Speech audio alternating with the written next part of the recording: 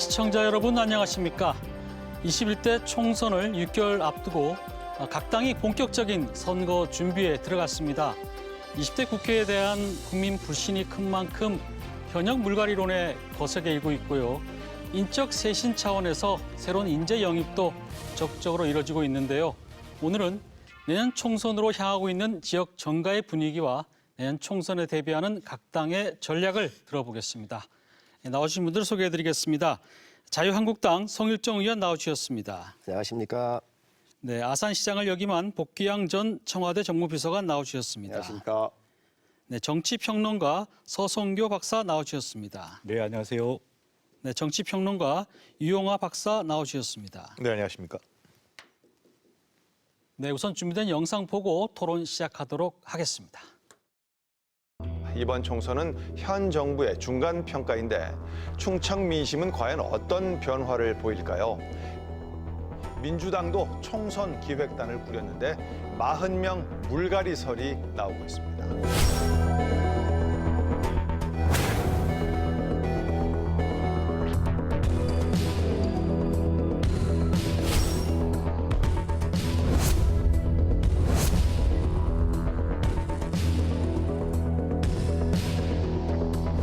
국민들이 우려하는 부분들이 있으니까 이런 부분들에 대해서도 잘 살펴서 우리 자유한국당의 인재 영입은 계속됩니다. 최고에 대해서 이제 합의를 해주셔서 발족을 했고 이제 잘 준비해서 정기국회가 끝나면은 본격적으로 선대위 체제를 운영을 하도록 하겠습니다.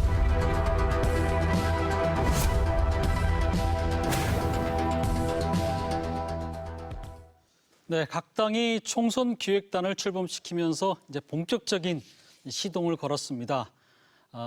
어느 당이든지 간에 이번 총선이 굉장히 큰 의미를 갖고 있을 텐데요. 그래서 사활을 거는 분위기인데 먼저 양당의 또 다른 각 당의 총선 기획단 어떻게 지금 움직이고 있고 어떻게 짜여져 있는지 얘기부터 좀 들어보고 토론 이어가도록 하겠습니다. 성 의원님. 상대적으로 지금 민주당이 총선기획단 구성은 좀 지금 후한 평가를 받고 있어요. 반면에 한국당은 황교안 대표의 너무 중심으로 측근 중심으로 좀 이루어지지 않았나 이런 비판도 있고요. 대전 세종 충남 출신 의원이 한 명도 참여하지 않은 것도 또 문제를 제기하는 분들도 있습니다. 어떻게 보십니까? 우선 국민들의 요구라고 하는 것이 이제 어느 당이 좀 더 몸부림을 치면서 새로운 길을 열어가고 새로운 피를 더 수혈을 해서 국민들한테 내놓느냐 이런 것들을 보고 계시죠. 예전 같으면은 여당보다는 되게 야당이 먼저 선제적으로 하고 또 야당이 좀 더 폭 넓게 했는데 이번 같은 경우는 여당이 이제 먼저 했어요. 이제 그런 이유를 보면 이제 몰려있는 전국에 대한 돌파용으로 여당이 판단을 좀 빨리 한 면도 있다는 말씀 좀 드리고 또 특히 이 야당에서의 역할이라고 하는 게 여당하고는 좀 틀립니다. 무슨 얘기냐면 여당은 인물군이 좀 많이 있습니다. 장관, 차관 또 지역별로 골고루 이렇게 안배를 해서 전국을 운영하는 인재 풀을 넓게 쓸 수 있는데 야당 같은 경우는 좀 협소하지요. 아무래도 전에 이제 강요를 하셨거나 기업인들 같은 경우 또 우리가 발탁을 해와드는데 이런 분들이 좀 꺼려하시는 분도 좀 있고 하다 보니까 야당에 좀 이런 부분들이 좀 문이 좁다 그럴까요? 공간이 좀 좁다 그럴까요? 이제 이런 부분들이 좀 있는 건 사실입니다.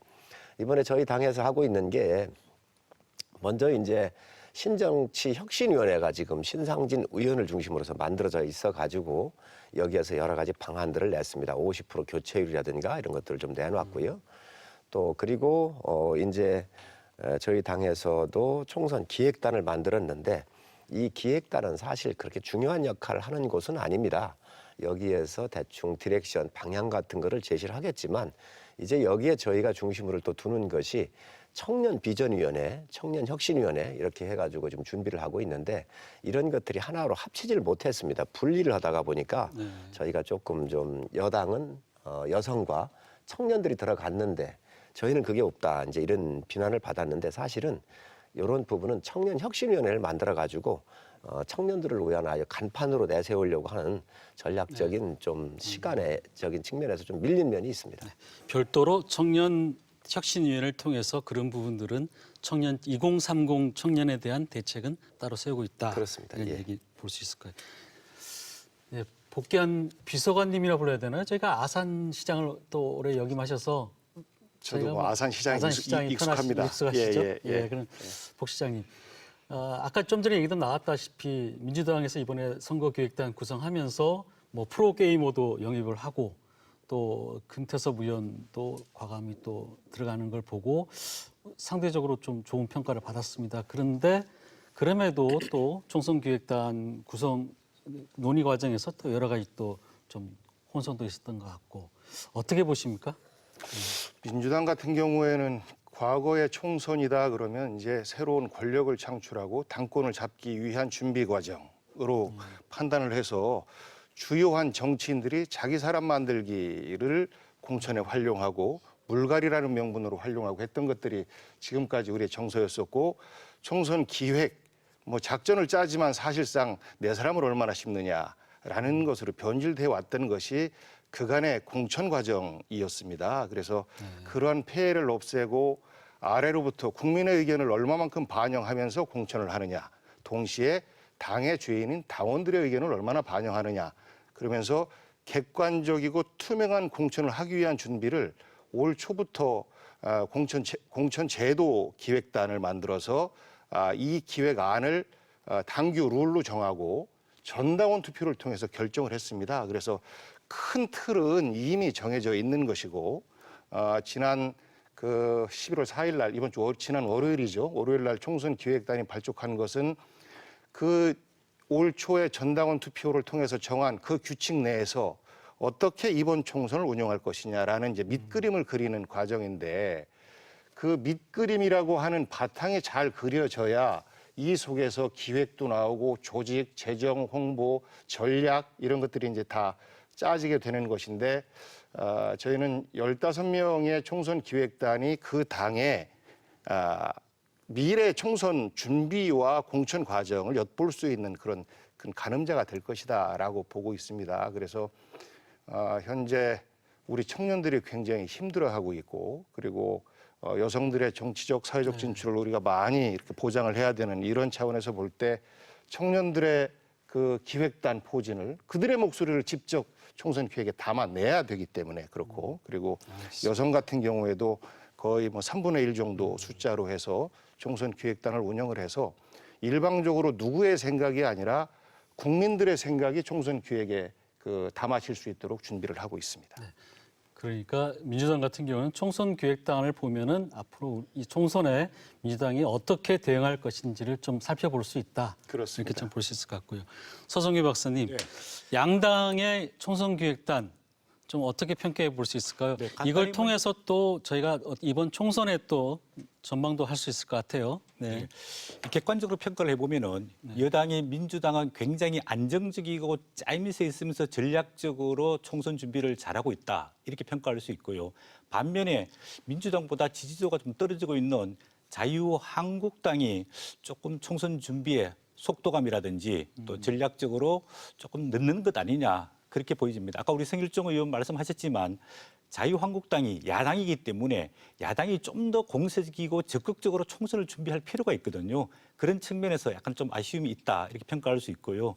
예를 들어서 아까 여러 번 말씀하셨지만 총선 기획단 발족하는 거, 그 구성, 짜임새, 그다음에 배분, 역할 이런 데서 민주당이 상당히 폭넓고 아주 그 의사소통이 잘 될 수 있는 구조로 짠 반면에 자유한국당은 황교안 대표 측근 중심으로 아주 협소하게 꾸려졌다 이렇게 평가할 수 있고요.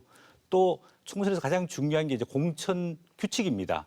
그래서 민주당은 지난 7월 달에 공천 규칙을 확정을 했습니다. 그래서 청년과 여성에 대한 가산점을 주고 현역 의원에 대한 다면 평가를 해서 하위 20%를 속된 말로 해가 공천 감점을 주겠다 이런 룰을 결정했는 반면에 그 자유한국당은 정치혁신특별위원회가 여러 가지 안을 냈지만 아직 당에서 공식적인 내년 총선 공천 룰도 확정을 못하고 있는 상황입니다. 그리고 또 총선에서 가장 중요한 게 공천과 새로운 인재 영입, 또 기존에 있는 의원들이 불출마 선언 이런 것들인데 얼마 전에 이철희 의원과 표창원 민주당 의원이 불출마 선언을 했지 않습니까? 본인들이 스스로 내건 새 정치에 대해서 책임을 지고 물러나겠다 이렇게 이야기했음에도 불구하고 자유한국당에는 기존에 불출마해야 될 분들이 아직도 눈치를 보면서 아무도 불출마 선언하지 않고 있거든요. 이런 불출마를 통해서 새로운 인재 영입에 물꼬를 터줘야지 야당에 더 좋은 인재들이 들어갈 수 있는데 이런 물꼬를 못 트고 있는 것도 네. 상당히 문제다고 볼 수 있고요. 예. 더 중요한 것은 지금 여당인 민주당은 굉장히 단합돼 있는 반면에 야권은 분열돼 있지 않습니까? 이런 야권이 분열돼서 내년에 총선을 치르게 되면 필패입니다. 그러면 결국은 야권 통합과 연대가 이루어져야 되는데 그 작업이 이제 시작되고 있다는 게 굉장히 좀 만시지탈이 아닌가 그렇게 보여집니다. 네. 저희가 한국당을 좀 너무 몰아붙이는 것 같아서 조금 그하긴 하지만 어쨌든 뭐 현재까지의 이제 평가니까 유영하 박사님은 어떻게 보십니까? 아직 뭐 시작인 것이고요. 네. 과연 민주당도 어떻게 할 것인지, 한국당도 어떻게 할 것인지를 좀 봐야겠죠. 근데 중요한 것은 공천 과정에서 그러니까 얼마나 많은 그 새로운 후보들이 인재들이 들어올 수 있는 공간을 만들어 주냐라는 것입니다. 그러니까 민주당 공천률이 지금 권리당은 50%, 국민 여론조사 50% 정해져 있고요. 그리고 한국당은 아직 정해져 있지 않은 것 같은데 그러려면 그러니까 미국 같은 경우 오픈 프라이머리 하는 이유가 새로운 사람들이 쉽게 들어올 수 있다라는 측면이 있거든요. 그런데 기존의 공천룰을 보면은 이제 몇 가지 특징이 있는데 기존에 있는 사람들이 교묘하게 유리하게 만들어 버립니다. 현역이라든가 아니면 지역에서 오랫동안 털을 잡은 사람. 그렇기 때문에 이 새로운 시대와 새로운 미래를 책임지려고 하는 인사들이 들어오기가 상당히 어려운 겁니다. 그래서 그것이 이제 그래서 과거에는 이제 뭐 DJ나 YS, 이해창 이런 분이 있을 때는 이제 완전히 딱 잘라버리고 새로운 사람들을 집어주면서 물갈이를 확실히 했는데 지금은 이제 그런 부분들이 없으니까 예, 각 당마다 물갈이 공천을 한다 그러는데 참 저는 쉽지 않을 것이다 라는 생각이 들고 그것이 이제 기존의 주류 비주류 권력 투쟁으로 또 비칠 것이고 또 분열과 분파로 흐르는 그런 부분들은 항상 공천 때마다 나타났던 현상이에요. 뭐 이번에 지켜봐야 될 것 같습니다. 이제 뭐 제가 인적 쇄신 얘기를 좀 해보죠. 사실 성일정 의원님도 제가 그 김태흠 의원이 그 한국당 내에서 이른바 이제 영남권 그리고 또 3선 이상 중진 의원들은 용퇴를 하든지 아니면 험지로 가라 이걸 이제 파문을 일었고 성 의원님도 SNS로 아마 적극 동참하겠다 의사를 표현한 거로 저도 봤는데 어떻게 보십니까? 이 인적 쇄신 뭔가 변화가 필요하다는 목소리는 어느 정도 다들 동의를 하시는 것 같아요. 네. 김태흠 의원께서 굉장히 하기 어려운 길을 좀 열으셨지요. 정치는 바로 용기인데 여당이든 야당이든 옳은 이야기하기가 참 어렵습니다. 그래서 한 정치인이 그런 화두를 던지고 또 그런 화두가 국민의 동의를 얻는 것은 굉장히 중요한 용기를 이렇게 바탕으로 합니다. 그런데 어찌됐든 우리 김태흠 의원께서 큰 당의 이 줄기를 이렇게 만들었다는 생각을 하고 있습니다. 또 그의 이제 그 화답하기 위해서 저희 초선 의원들 44명인데 함께 모여가지고 앞으로 당의 진로에 대해서 어떻게 할 거냐라고 하는 논의가 이렇게 있었습니다. 그래서 김태흠 의원께서 방향을 제시한 방향이 맞다 이렇게 또 전적으로 수용을 하고 거기에 더해서 앞으로 우리가 좀 더 앞으로 나가야 되겠다 이런 이야기를 했습니다. 그래서 영남 지역이든 호남 지역이든 사실은 지역을 가지고 정치를 쉽게 한 분들이 많이 있습니다. 옛날 우리 충청도도 자민련이 있었을 때 그런 형태들이 있었습니다. 우리가 좀 반성해봐야 될 부분이 있어요. 지금 호남이 이 권력의 신부에 들어가 가지고 잘못 운영하고 있는 이런 몇몇 사람들에 대해서 우리가 반성을 해야 되고요. 과거에 영남에 또 패권을 지향했던 몇몇 사람들이 대한민국의 지형도를 고착화시키는 거에 대한 책임들을 분명 져야 됩니다. 그래서 이런 지역에서 삼선한 분들은 비례대표 삼선하고 거의 똑같습니다. 그래서 이런 그냥 뭐 덕을 봤다는 거죠. 지역의 프리미엄이죠. 예. 그러니까 전통적으로 보면 이런 분들이 중앙 정치에서 권력의 중심으로 자꾸 가려고 그러지 지역으로 하방을 해서 지역민들하고 함께 호흡하고 하는 것들 약하거든요. 그래서 공천을 할 때 대개 보면 당의 지지도와 본인의 지지도하고 비교를 해서 당의 지지도보다 본인의 지지도가 굉장히 격차가 날 때는 많이 이렇게 커팅을 하는 그런 기록도 있습니다. 썼었던 전력도 있고 그런데 그래서 저희가 얘기하는 것이 이런 지역에서 3선 이상을 했으면 이제 당당하게 수도권에 가가지고 새로운 그동안 쌓은 경륜과 또 여러 자기 이름에 대한 이 브랜드가 있으니까 당당하게 새로운 길을 좀 열어달라 이런 요청을 했고요. 또 저희 당에 고위직을 했거나 정부에 고위직을 하셔가지고 잠룡으로 불리는 분들이 많이 있습니다. 이런 분들 당당하게 지역의 소규모 전투 지역에서 이겨가지고 개선 장군처럼 휘저을 게 아니라 어려운 지역에 가서 당을 위해서 헌신하고 나라가 힘들 때 좀 과감한 헌신을 통해서 국민들한테 희망을 줬으면 좋겠다. 그래서 어제 저희 의원들이 모여가지고 이런 이야기를 했고 당에 충분히 전달을 해놓은 그런 상태입니다. 서 박사님 보시기에는 이 초재선 의원들의 이 어떻게 보면 쇄신 운동에 대해 성공할 것 같습니까? 어떻게 보십니까? 저는 당연히 해야 된다고 생각합니다. 왜냐하면 우리 정치가 지금 국민으로부터 많은 지탄을 받고 있습니다. 특히 우리 성일종 의원 계시는 자유한국당은 박근혜 전 대통령 탄핵에 대해서도 책임이 있고요. 그다음 이어서 있는 대선에 실패한 책임도 있고 작년에 있었던 지방선거 실패에 대한 책임도 있습니다. 그런데 당내에서 누구 하나 거기로부터 책임지는 사람이 없었습니다. 사실은 그 책임을 자발적으로 지고 불출마를 선언하거나 정치를 은퇴하실 분들이 많은데 이런 초재선 의원들이 나서서 이렇게 하는 것은 뭐 상당히 조금 어폐가 있지만 우리 정치를 새롭게 하는 데 있어서 바람직한 방향이라고 생각하고 있고요. 특히 이제 우리 뭐 충청도 의원이신 김태흠 의원이 그저께 이제 발표를 하고 또 유민봉 의원이 불출마 선언을 하고 또 성일종 의원 계시는 초재선 의원 44명이 모여서 당의 그 책임져야 할 분들 책임을 지고 헌신하고 희생해야 된다. 이거는 당연한 이야기입니다. 그리고 그분들이 이런 이야기가 나오기 전에 먼저 불출마를 했어야 될 필요성이 있다고 보여지고 있거든요. 과거 역대 선거를 보면 현역 의원을 얼마나 교체를 많이 하느냐에 따라서 승패가 좌우가 됐습니다. 현역 의원 교체율에 따라서 제가 정확하게 숫자를 말씀을 드릴게요. 20대는 민주당이 현역 의원 교체율이 33.3%입니다. 당시 새누리당이 현역 교체율이 32.8%입니다. 0.5% 차이밖에 안 나지만은 그게 122석과 123석의 한 석 차이로 결정짓는 요인이 됐거든요. 19대 때는 더 강합니다. 새누리당 현역 교체율이 41.7%였고요. 당시 민주통합당이 현역 교체율이 37.1%입니다. 그렇기 때문에 19대에서 새누리당이 제1당으로 과반수가 넘는 의석을 획득을 했거든요. 그러면은 이 지금 정치 진영 간의 대결과 갈등과 투쟁이 많은데 국민들은 좀 새로운 정치인들, 새로운 정치 세력이 나왔으면 좋겠다.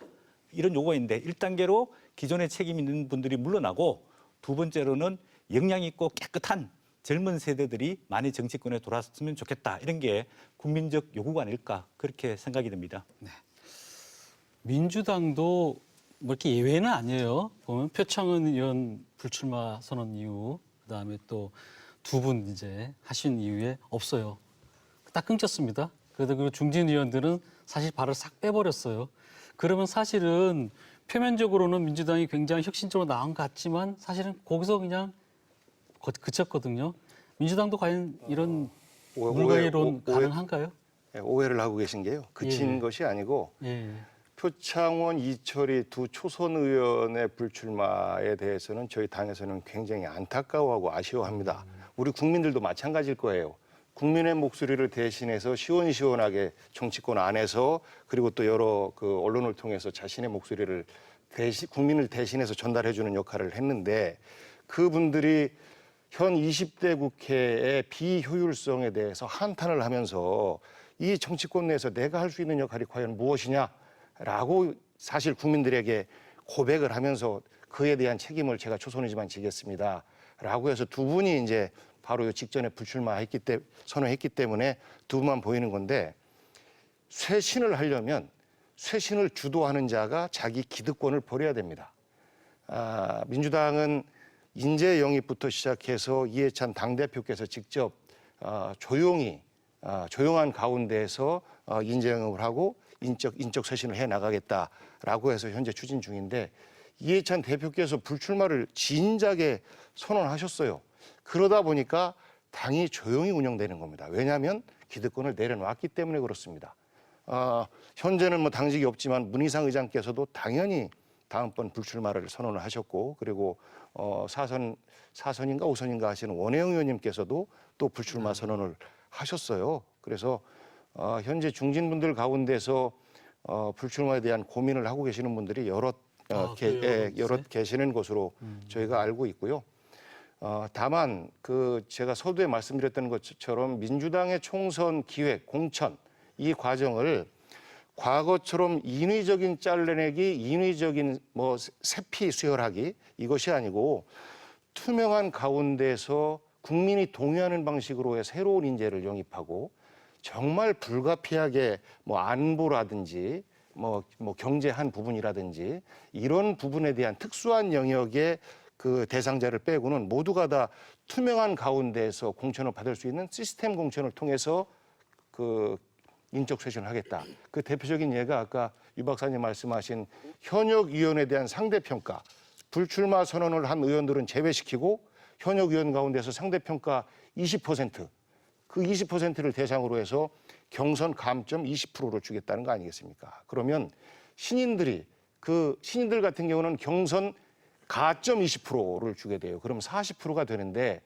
경선 감점 20%를 받은 현역위원 같은 경우는 사실상 경선 과정에서 신인들의 거센 그 돌파에 막아내기가 좀 어렵습니다. 이렇게 해서 국민들이 인정하는 가운데서의 총선의 자연스러운 인적 쇄신이 될 수 있도록 그렇게 추진을 하고 있고, 알겠습니다. 서두에 말씀드렸던 것처럼 쇄신을 주도하는 자들이 기득권을 놓지 않을 때 그것은 다른 시각으로 오해를 불러일으킬 수 있다 해서 민주당은 당대표께서 이미 불출마 선언을 하시고 내년 총선과 민주개혁 세력의 그 다음 또 그 대선 집권을 위해서 몸소 거름이 되시겠다라고 하셨기 때문에 진정한 인적 쇄신을 우리가 할 수 있다라고 생각합니다. 근데 이제 한편에서는 그 쇄신, 그러니까 이거 뭐 다선 의원들의 목소리라고도 할 수 있을 텐데요.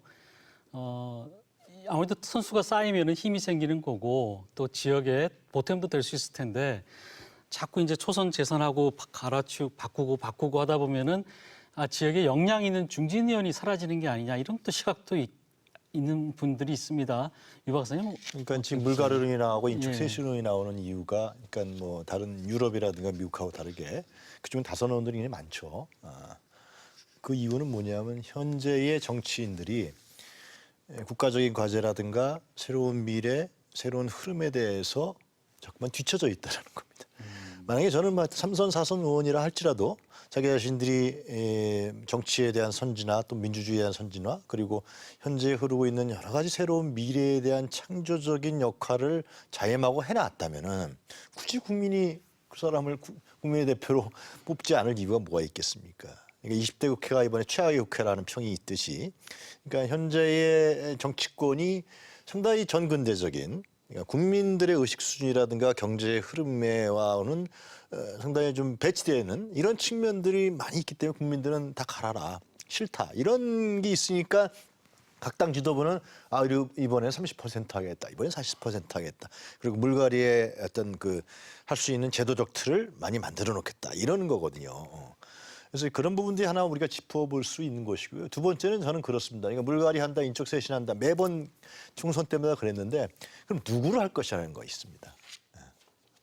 어떤 사람을 들여올 거라는 겁니다. 예를 들면 과거 DJYS 때는 이제 젊은 피 386이 들어왔습니다. 그거는 지금 386은 이제 60대 다 됐지만은 그 사람들이 들어왔던 이유는 뭐냐면은 우리 한국 사회의 민주주의를 만들어냈고 희생했고 투쟁했고 민주화의 주역이었다. 그런 분들이 국회에 들어오게 되면은 나라를 위해서 일하지 않겠냐. 이러한 기대감이 상승하면서 그런 분들 들어왔는데 그럼 지금에는 누구를 할 것이라는 겁니다. 우리 성 의원님 나와 계시지만 죄송합니다만 이번에 인재 영입을 했는데 박찬주 전 대장이라든가 예를 들면 세월호 그 언론 보도에 문제됐던 이준석 전 MBC 보도본부장, 세월호 가족들이 지금 난리치고 있단 말이죠.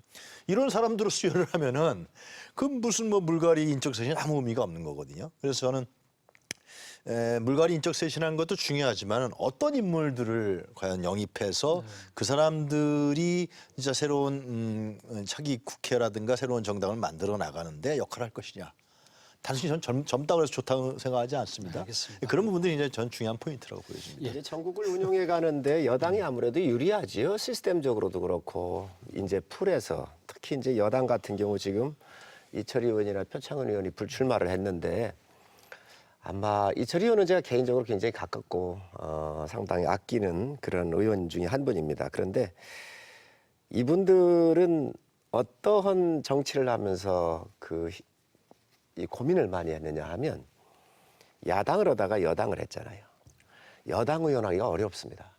왜 그러냐면 권력이라고 하는 것은 말도 되지 않는 것들을 방어해야 될 문제가 있어요. 그러다가 보니까 청와대 오다가 있어요. 항상. 그래서 여당은 항상 청와대에 이게 통법부 일중대다 이런 이야기를 받고 그러는데 이분들이 그동안 야당을 하면서 또 방송을 하면서 해왔었던 언행하고 집권당에 갔었을 때 이게 일치가 안 된단 말이죠.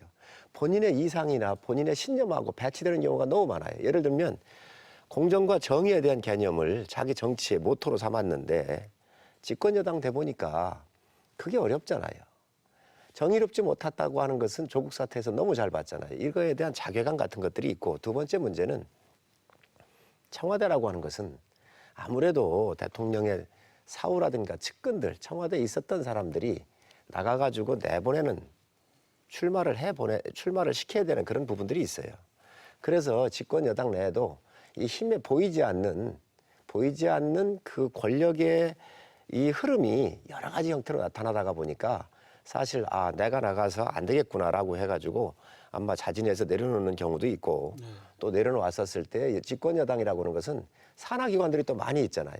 이렇게 스위치해 줄 수 있는 이런 놈들이 많기 때문에 아무래도 집권 여당이 인사 검증 시스템이라든가 새로운 인재를 발탁해낼 수 있는 이러한 권력의 힘으로부터 야당보다는 우위에 있는 게 사실입니다.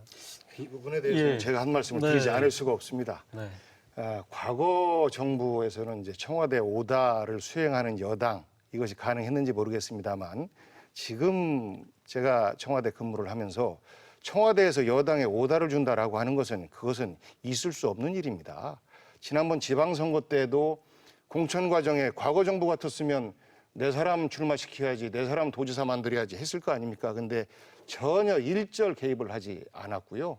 당에서 고유한 영역에 관한 부분은 일절 건드리지 않고 다만 정책적 조율은 끊임없이 진행을 합니다. 그 정책적 조율은 여당이기 때문에 대통령을 탄생시킨 책임 있는 여당이기 때문에 다양한 목소리보다는 정리된 목소리로 국민들에게 전달되는 것이 당연한 몫이고 그 정책을 조율하는 과정에서 내 생각이 조금 다르기 때문에 그것 가지고 힘들어하지는 않을 것 같고요.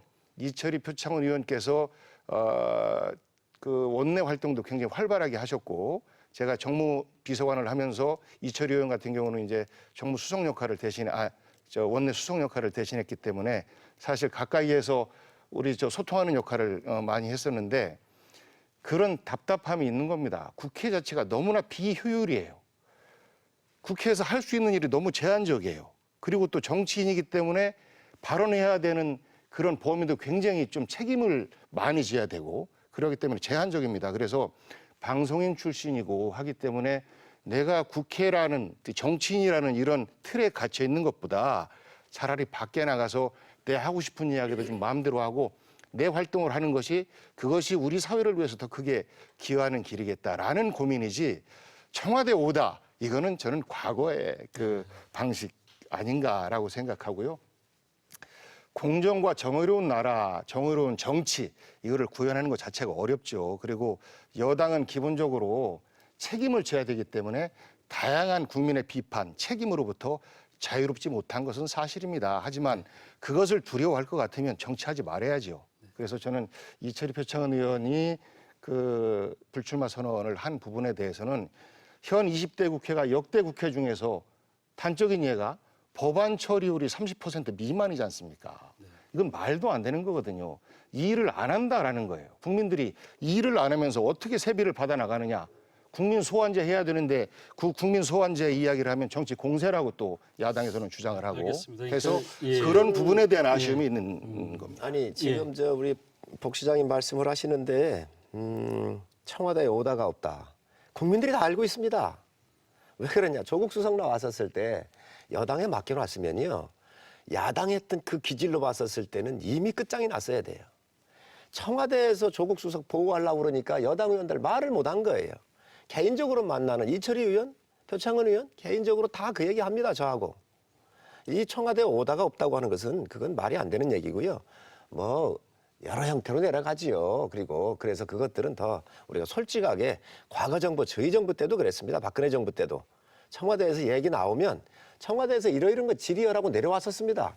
고백해야 합니다. 지금 다 똑같습니다. 그래서 이 대통령 중심제가 문제가 있기 때문에 우리가 좀 권력 구조를 바꿔보자고 이렇게 얘기한 것이고 법안 처리율 얘기를 하는데 사실 생산적이지 않은 국회 운영했다라고 하는 거에 대해서 국민들한테 반성을 해야 합니다. 19대는 14,000건이 올라왔었어요. 지금 20대에는 2만 1,000건인가 이렇게 올라왔어요. 법안 처리가 너무 많이 올라오니까 처리율에서는 좀 떨어지지만 실질적으로 국회를 통과한 건수에서는 더 높다는 거예요. 그런 부분들을 우리가 정확하게 알고 가야 되기 때문에 그런 부분을 왜냐하면 법안을 많이 발의했기 때문에 수가 적지만 19대에 통과된 법안 건수보다는 20대에 통과된 게 더 많다는 말씀을 드리고 이러한 것들을 전부 다 청와대와 국회가 이 전국을 잘 유도해 가야 돼요. 파행이 안 되도록 청와대가 책임지고 여당한테 힘을 실어줬으면 저는 조국 사태 같은 경우 와가지고 이렇게 국민들한테 불편함을 안 줬을 거라고 생각을 해요. 알겠습니다. 예. 뭐 공동 책임을 져야 되는 예. 여당의 입장에서 청와대의 안에 대해서 대놓고 반대를 하기는 조심스럽죠. 왜냐하면 당청 간의 분란으로 또 이렇게 우리 국민들이 오해를 할 수 있기 때문에 그러면 또 걱정하시는 거 아니겠습니까? 그래서 여당 의원이 정부에서 하고자 하는 일에 대해서 대놓고 반대하는 어려운 부분에 있는 것은 운영에 대한 공동 책임자이기 때문에 그런 거고요. 오다와 조율은 다른 겁니다. 알겠습니다. 네. 오다와 조율 예. 이 부분에 대한 예. 차이를 분명히 좀 오다- 말씀드리고 싶고 예. 현재 과정에서 청와대와 정부는 끊임없이 정책 조율을 하고 이 정책 조율 과정에서 당의 의견을 거의 다 수용합니다. 왜냐하면 국회를 통과하지 않은 법이나 정책들은 무용지물에 불과하기 때문에 지금 그렇습니다. 정책 조율의 예. 문제가 아니라 이 예, 국가적으로 그 정도 나오는 하시죠. 국가적으로 예, 나오는 오더하고. 큰 이런 아젠다들 국민들을 편안하게 해야 되는 공정이나 정의에 대한 이 분노의 문제들은 여당에서 많은 의견이 나오고 그런 다양한 의견에 대해서 서로 오르면 그 방향을 틀어주는 게 청와대의 역할이에요. 그런데 여당 내에서 금태섭 의원 같은 경우 이런 분들 얘기 나왔거든요. 철저하게 무시됐습니다. 그래서 이 국회가 파행이 된 것들이고 저는 이 여당과 집권층이 정말로 야당의 소리, 국민의 소리를 담아내고 있는가 하는 것은 상당히 의문으로 갖고 있습니다. 네, 알겠습니다. 예, 저희가 토론할 부분들이 좀 많기 때문에 다음 주에 넘어가고요. 저희가 먼저 그 시청자들의 목소리를 좀 담아봤습니다. 얘기를 듣고 토론 이어가도록 하겠습니다. 여당에서 이번에 표창원 의원이랑 이철희 의원이 다시 국회의원 안 한다고 했는데 그거 보고 많은 생각이 들었어요. 정작 국회의원 해야 하는 사람들은 그만두는 거 아닌가 생각도 들고 여당도 그런데 야당은 오죽할까 느껴집니다. 한국당에서 뜬금없는 인재 영입 소식을 듣고 좀 아니지 않나 싶기도 하고요. 물론 저도 보수층이긴 하고 인물이 없는 건 알지만 그래도 이건 아니지 않나 싶습니다. 아직 마음은 못 정했지만요. 사실 지금으로서는 어느 쪽에도 선뜻 투표하기가 힘들어서 저 같은 사람이 많다면 투표율이 낮아질 것 같아요.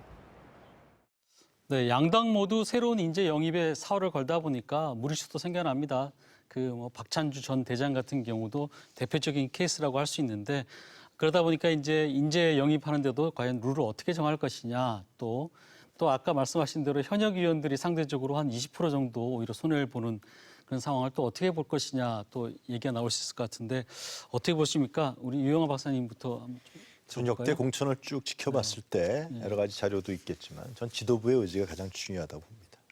공천 룰을 우리 부시장님 말씀하신 대로 제도화시키고 시스템화시키는 그런 측면이 있어야겠지만은 그러나 지도부가 기존 사람들하고 같이 가지 이러면은 제대로 된 새로운 인재들이 영입되지 않습니다.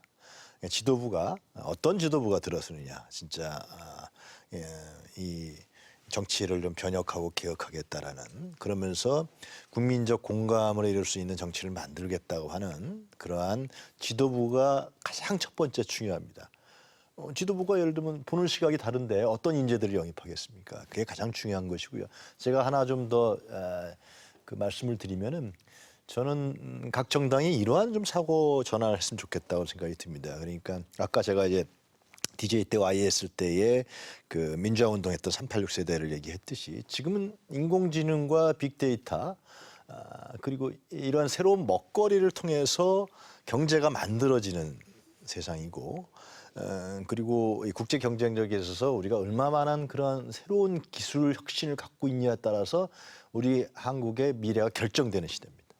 자, 그렇다면, 그리고 그것이 제가 생각했을 때 과거에 이제 빌 클린턴이라든가 영노동당의 이런 사람들을 봤을 때 그것이 바로 진보였거든요. 진보라는 게 뭐냐라는, 새로운 흐름과 시대를 끌어나가는 그러한 정치인들과 어떤 사회에서 역량이 닦여진 사람들을 과감하게 영입해서 그 사람들이 당의 중심에 서게 만들고 정책을 그렇게 가져가야, 그것이 저는 진보고, 그것이 예를 들면 새로운 과거의 민주화 386, 뭐 정은필 수혈처럼 이번에도 그러한 사람들을 얼마나 각 당에서 데려와서 진짜 중심에 서게 만드느냐. 저는 이것이 가장 중요한 이번에 공천 전략이고, 저는 국민들에게 설득력이 갈 수 있는 부분이다. 그냥 과거에 유명했던 사람이다, 뭐 했던 사람이다, 이거 데려와봐야 우리 다 봤거든요, 국민들이. 그래서 이러한 부분에 어떻게 각 당에서 좀 공천 전략을 세우는 것이 중요하지 않겠는지, 저는 그것이 바로 진보에 대한 성찰이고 새로운 흐름에 맞는 공천이 될 수 있다라는 생각이 드는데요. 마지막으로 한 번 말씀드리면, 이거는 지도부의 의중과 의향이 굉장히 중요하다. 그래서 지도부가 좀 개혁적인 변혁적인 사람들이 나와야겠죠. 네, 서 박사님은 저도 우리 네. 이용화 박사님 의견에 100% 동감합니다. 저는 내년 21대 총선은 단순한 과거의 선거의 되풀이가 아니라 21세기 이 세계 문명사적 발전과 우리 대한민국이 새롭게 정치 패러다임, 정치가 교체되는 굉장히 중요한 시기라고 생각이 듭니다. 거기에 걸맞는 인재들이 이제 유입돼야 된다고 생각하는데요. 사실 우리 정치권이 그동안에 자기 스스로 인재를 못 길러냈습니다. 이런 말이 있습니다. 스스로 인재를 길러내지 못하는 조직은 죽은 조직이라고 했습니다. 꼭 선거 때만 되면은 스스로 인재를 못 길러내고 외부로부터 이렇게 영입을 하게 되는 거거든요. 이분이 영입이 마지막이 돼야 된다고 생각합니다. 그리고 어떤 인재를 영입할 거냐? 정당이 추구하는 가치와 철학에 맞는 인재들, 그다음에 이 세계사적 발전에 같이 호흡할 수 있는 국제주의와 그다음에 기업관과 또 사회 발전관과 우리 또 남북 분단이 돼 있기 때문에 우리 민족 문제를 해결할 수 있는 이런 4차 산업에 걸맞는 새로운 인재들이 많이 영입이 돼야 됩니다. 근데 이 사람들이 왜 정치를 안 하려고 그러느냐? 거기 가게 되면은 묻혀가지고 자기 목소리를 못 내고 자기 역할을 못 하게 되는 거거든요. 이제는 이 정치 기본적인 시스템과 패러다임 이 자체를 바꿔야지 대한민국이 앞으로 희망이 있다고 저는 생각이 들고요.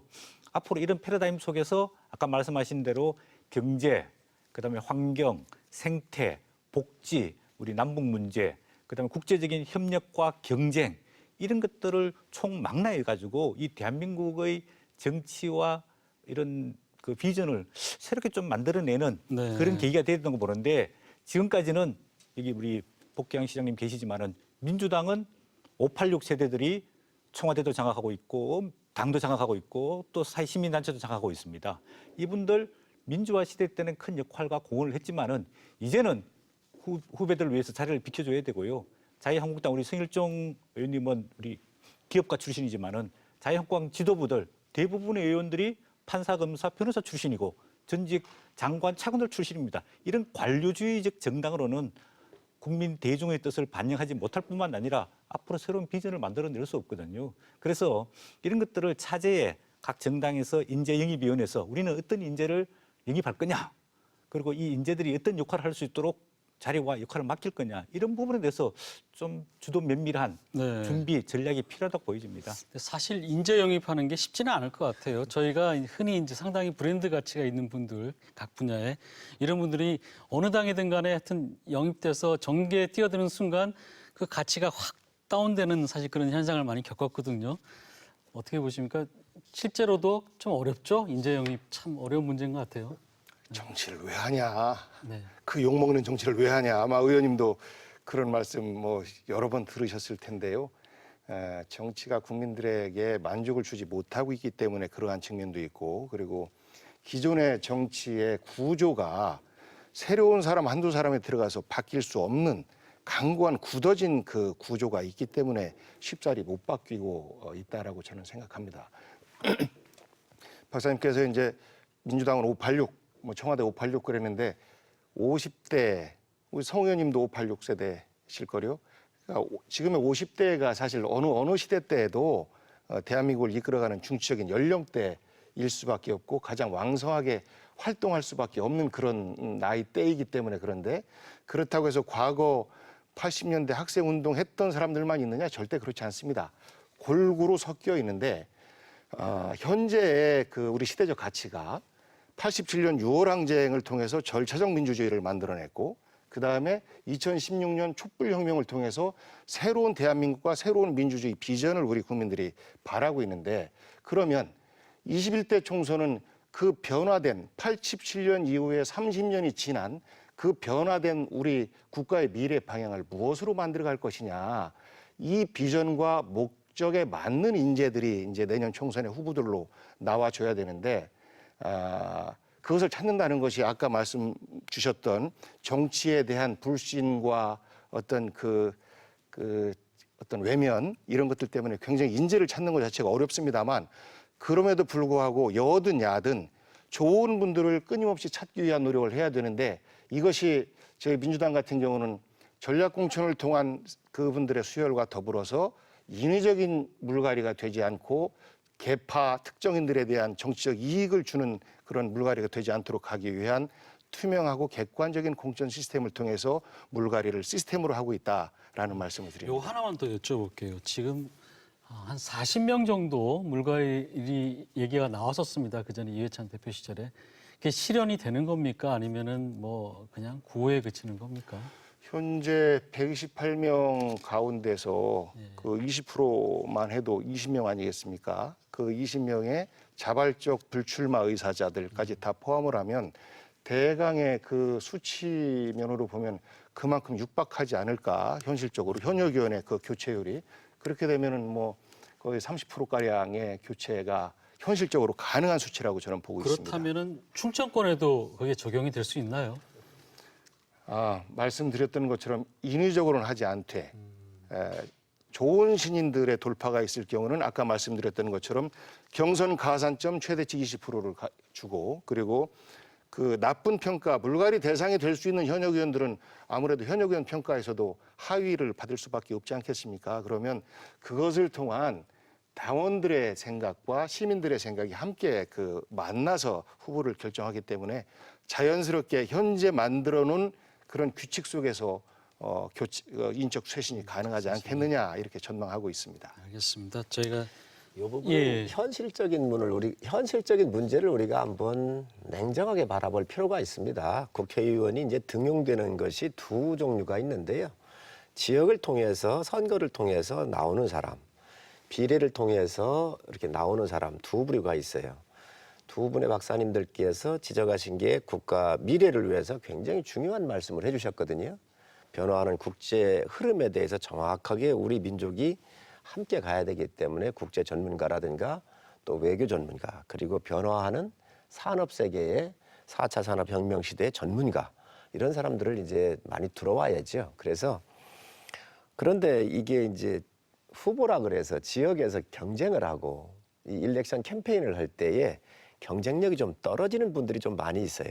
그러니까 지역에서 선거로 이겨야 되는 사람들은 지역 경쟁력 또 전국적인 경쟁력 이걸 좀 봐야 되고 전문가의 이 수혈 같은 경우는 비례를 통해서 할 수밖에 없습니다. 저희 당 같은 경우는 4차 산업혁명 시대에 송희영 의원 같은 경우가 4년 동안 들어와서 많은 역할을 선도를 실질적으로 국회에서 많은 역할을 했습니다. 비례이기 때문에 또 지역구 관리 안 해도 되잖아요.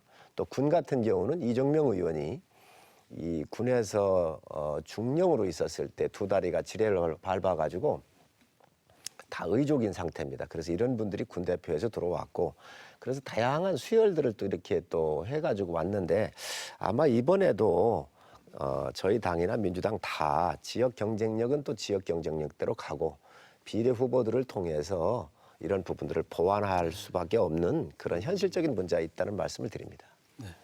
저희가 요거는 의원님들 말고 두 분께 한번 좀 여쭤볼게요. 지금 그 한국당에서는 소위 말해서 보수 대통합이 지금 이루어지고 있습니다. 그리고 민주당은 어떻게 될지 모르겠지만 어쨌든 뭐 송금주 의원이라든지 해서 호남권도 일종의 좀 개편이 있을 것 같고요. 어떻게 볼까요? 이 대통합 가능할까요?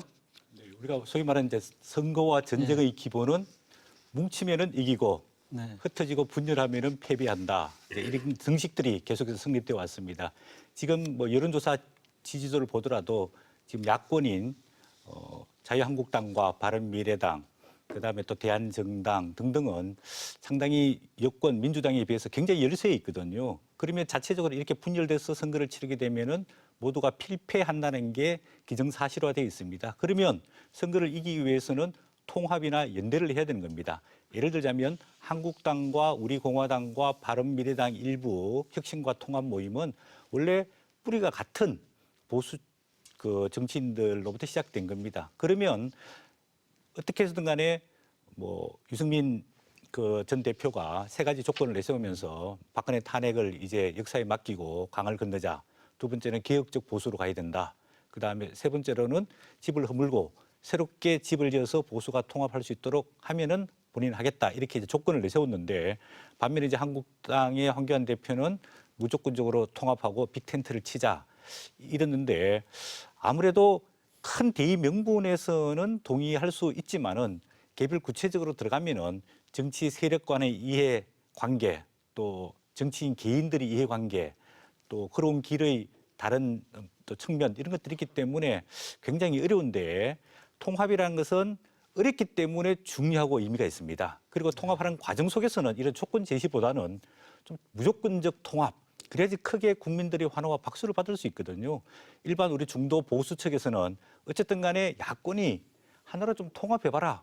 그러면 내년에 선거에서 지지해주겠다. 될수 있다. 예, 충분히. 그런데 예. 그 국민적 여망을 얼마나 잘 담아낼 수 있을지 조금 걱정이 많이 좀 앞서고요. 지켜보자. 반면에 이제 민주당은 예. 민주당 자체적으로 지금 국민적 정당 지지도가 상당히 높습니다. 그 선거를 치러도 이 충청 대전권뿐만 아니라 수도권에서 상당한 의석을 현재 상태로 확보할 수 있거든요. 그렇기 때문에 민주당 입장에서는 통합이라든지 선거 연대가 그렇게 아직은 절실하게 필요하지 않다고 보여집니다. 박사님, 그 총선은 어차피 현 정부에 대한 국민 심판적 성격을 많이 갖습니다. 그렇기 때문에 야당이 더 유리할 수밖에 없는 거죠. 국면상으로는요. 저는 보수 대통합이 이루어질 것 같아요. 특히 유승민 의원 같은 경우는 지금 바른미래당에서 나갈 수밖에 없는 형국이고 그리고 한국당에서도 유승민 의원을 품을 수밖에 없는 형국이기 때문에 만들어질 거라고 생각이 돼요. 문제는 이제 변수는 이제 그 우리 공화당이라든가 태극기 세력을 과연 어떻게 할 것이냐라는 문제가 있겠죠. 한국당이. 그러나 이제 여러 가지 문제가 있어요. 뭐냐면 탄핵 얘기가 나왔는데 사실상 유승민 의원이 탄핵 강을 건너면 된다 그랬는데 탄핵은 그 당시에 국민적 심판이었습니다. 네. 이 점에 대해서 그냥 또 이제 그냥 얼버무리면서 가는 거죠. 한국당이. 국민적 심판이 있었던 그 과정에 대해서 이제 현 문재인 정부에 대한 심판에 대한 총선을 하기 위해서는 우리가 하여튼 일단 뭉쳐야 되는 거 아니냐. 그래서 보수가 뭉쳐야 된다라는 이제 그 논리, 통할 수 있다고 봅니다. 하여튼 보수층들에게. 그런 부분으로 해서 이제 가기 때문에 그리고 또 중요한 것은 누가 보수 대통합을 할 것이냐는 문제가 있습니다. 예를 들면 상당히 익스트림 라이트에 있는 사람이 보수 대통합을 한다 그러면은 그거는 상당히 극우 세력의 총결집을 하면서 나머지 뭐 함적 보수라든가 이런 사람들이 따라가는 이러한 보수 대통합이 되고 그러니까 보수 중도에 있는 사람이 하게 되면 이게 다른 측면이 있다라는 번 말씀드리고요. 민주당은 제가 봤을 때 총선 때 아무래도 집권 여당이기 때문에 유리한 국면은 아닙니다. 그리고 최근에 여론조사를 봤을 때는 중도층이 많이 탈락하고 있습니다. 그렇기 때문에 과연 민주당의 이번에 총선 전략은 만약에 야권이 그렇게 뭉친다 그러면 여권은 어떠할 것이라는 문제가 굉장히 심각하게 저는 민주당에서 고민해야 된다. 특히 중도층이 떨어져 나가고 있는 형국에 대해서 어떻게 할 것이 집도끼만 챙길 게 아니고요. 선거에서는 중도층인데 중도층을 강화하기 위한 인물 영입이라든가 어떤 그 선거 전략 이런 부분들이 전 민주당의 가장 총선 전략에서 생명이 아니냐라는 판단이 듭니다. 알겠습니다. 교수님 진단이 상당히 합리적이고 아주 정확한 포인트를 말씀하셨다고 생각을 하는데 저는 뭐 보수대 통합, 뭐 자유우파 통합 이런 부분 얘기를 하는데 이게 코어가 어디가 중심이 어디가 있느냐가 굉장히 중요해요. 저는 그렇게 보고 있어요. 민주당도 마찬가지입니다. 민주당이 중심을 딱 잡고 있으니까 호남 세력에 있는 국회의원들이 자꾸 들어가려고 그러잖아요. 저희 당도 마찬가지입니다. 그래서 이게 자유우파의 중심이 어디가 있는가. 그래서 이 현 정권의 무능하고 독선적인 것들, 이런 것들을 과감하게 정권 심판으로 저희가 지금 비판하고 있기 때문에 언론도 일단 야권 중심에 있어서는 저희 당을 보고 있는 것이고요. 네. 눈길을 이쪽에 봤잖아요. 그리고 과감한 인재 혁신과 청산을 통해서 그리고 국민들한테 눈길 가는 정책을 통해서 제시하면서 이 정권에 대한 심판론을 제기를 하면 나머지 부분들도 저희 중심으로 어느 정도는 상당 부분 이렇게 흡수가 되지 않겠나 하는 그런 생각을 갖고 있습니다. 네. 통상적으로 정권의 중반기에 치러지는 선거가 이제 정권 중간 심판이다. 네. 뭐 이런 표현을 하는데 내년 21대 총선의 성격에 대해서 우리 국민들의 여론조사를 해보면 크게는 한 6대4, 작게는 45대 55 정도로 정치개혁과 국회개혁이 훨씬 더 크게 그 수치가 나옵니다. 그러니까 굉장히 좀 특이한 거죠. 그러니까 자연스럽게 국정을 운영하고 있는 현 정부에 대한 중간 심판이다라고 했던 과거의 방식과 지금이 좀 다른 거예요. 국민 여론이. 그러하기 때문에 집권 중반기임에도 불구하고 과거의 문재인 정부의 대통령 국정 지지도보다는 다소 떨어졌지만 여전히 40% 중반에서 50%를 왔다 갔다 하고 다시 또 언제든지 회복할 수 있는 이런 가능성을 보여주고 있어서 저는 내년도 총선은 패러다임이 좀 바뀌었다. 정부에 대해서는 무능하다, 독선이다, 뭐 반복적으로 나오는 이야기죠. 또 반면에 국회는 정부에서 일할 수 있게 발목 잡기 좀 그만해라. 법안 좀 통과시켜줘라. 추경 예산 100일 동안 잡고 있지 말고 경제가 어렵다고 하면서 왜 통과시켜주지 않느냐. 이제 이런 말들이 반복적으로 왔다 갔다 하는데 현재 우리 민심은 비효율적이고 일 안 하고 있는 21대 국회의 이 구성을 좀 바꿔야 된다라는 것이 우리 여론조사를 통해서 많이 확인되고 있는 모습이다라는 말씀과 더불어서 저는 이제 보수 대통합이냐 혹은 뭐 진보 진영 대통합이냐 이런 것들은 저는 과거의 논쟁이라고 생각합니다. 그러니까 양당 구조가 고착화 있는 상태 속에서 지금의 정치가 만들어진 거거든요. 그래서 여든 야든 정치권에서의 자기 기득권이 있어요. 그러다 보니까 여야 빼고 나머지 3당은 그야말로 소수 정당이라 어느 한쪽 덩치 큰 정당의 눈치를 볼 수밖에 없는 이런 구조이기 때문에 이러한 좀 그 정치 지형을 바꿔보자 하는 것이 현재 시도되고 있는 선거법 개혁이라든지 정치 개혁의 이런 모습들 아닌가 싶고요. 그게 이제 올 연말에 20대 국회에서 어떻게 결론이 날지에 따라서 조금 그 양상이 달라지지 않을까 이렇게 보고 있습니다. 우리 복지장님 생각대로 여당이 짧게 한 30초만 여당이 가셨으면 좋겠습니다. 저는 정말 국민의 여론을 못 잊고 있습니다. 지금 여론조사 엉터리입니다. 이 언론에 나왔잖아요. 통계학회, 여론조사학회 이쪽에서 얘기를 했잖아요. 대통령을 찍었던 53%가 응답을 하고 있어요. 왜 이걸 반증하는 게 뭐냐면 창원에서 보궐선거가 있었을 때 정의당 후보가 저희 당하고는 한 20% 이상으로 앞서는 거고 나갔었는데 막상 마지막에 갔을 때 500표 정도밖에 차이가 안 났습니다. 이 민심을 여당이 읽어야 돼요. 저는 지금 여당이 이 민심대로 갔으면 전 좋겠어요. 오히려 지금 국민들이 이 정부의 무능과 실정에 대해서 엄청난 분노하고 있다라고는 광화문에 이 나오셨던 분들이 그 민심을 못 잊고 있다고 한다면 정말 큰 문제라고 생각을 하고요. 저희는 거기에 대비해서 국민들한테 읍소하면서 이 정권 심판하자고 이렇게 나가겠습니다. 알겠습니다. 내년 총선이 정권 심판이 될지 새로운 혁신이 될지 아마 복합적인 부분이 작용하겠지요. 오늘 나오셔서 고맙습니다. 감사합니다. 네, 20대 국회는 국민에게 많은 실망과 피로감을 안겼고요. 그 사실을 누구보다 잘 아는 것이 국회의원 스스로일 겁니다.